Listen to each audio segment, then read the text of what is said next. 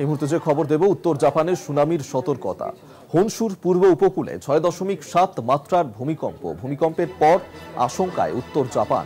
উঁচু ঢেউয়ের সতর্কতা জারি করা হয়েছে। আপনাদেরকে জানিয়ে রাখবো, যেখানে উত্তর জাপানের সুনামির সতর্কতা জারি করা হয়েছে হনশুর পূর্ব উপকূলে ভূমিকম্প অনুভূত হয়, যার মাত্রা ছিল ৬.৭।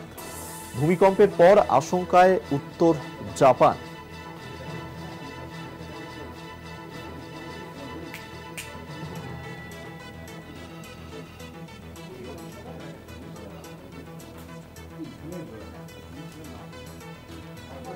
উত্তর জাপানে সুনামির সতর্কতা। হনশুর পূর্ব উপকূলে সেখানে ভূমিকম্প অনুভূত হয়েছে, যার মাত্রা ৬.৭। ভূমিকম্পের পর আশঙ্কায় উত্তর জাপান।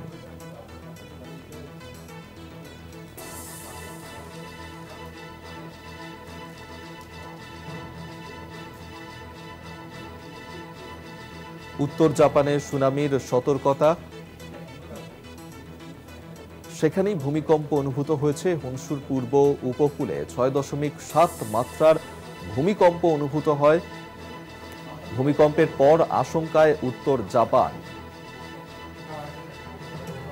ভূমিকম্প প্রবণ এই এলাকা, যেখানে উঁচু ঢেউয়ের সতর্কতা জারি করা হয়েছে, সুনামি হতে পারে সেই আশঙ্কা করা হয়েছে, এবং যা নিয়েই সেখানে ইতিমধ্যেই সতর্কতা জারি করা হয়েছে উত্তর জাপানের সুনামির সতর্কতা।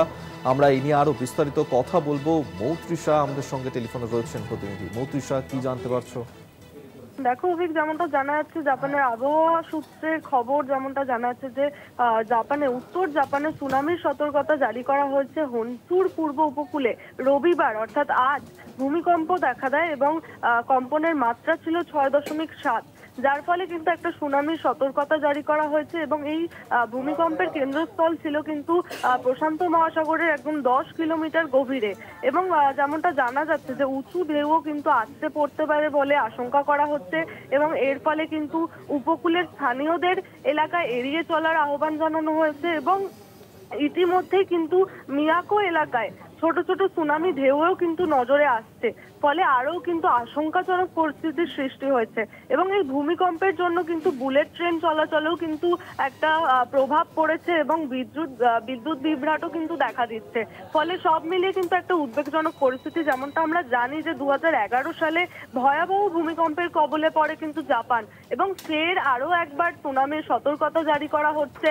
ফলে সব মিলিয়ে কিন্তু একটা উদ্বেগজনক পরিস্থিতির সৃষ্টি হয়েছে, এবং জাপানের কিন্তু উত্তর জাপানের জন্য কিন্তু এই সুনামির সতর্কতা খুবই ভয়াবহ হয়ে উঠতে পারে বলেও কিন্তু আশঙ্কা করা হচ্ছে। ধন্যবাদ মৌত্রিষা। মৌত্রিষা চক্রবর্তী আমাদের সঙ্গে টেলিফোনে ছিলেন প্রতিনিধি।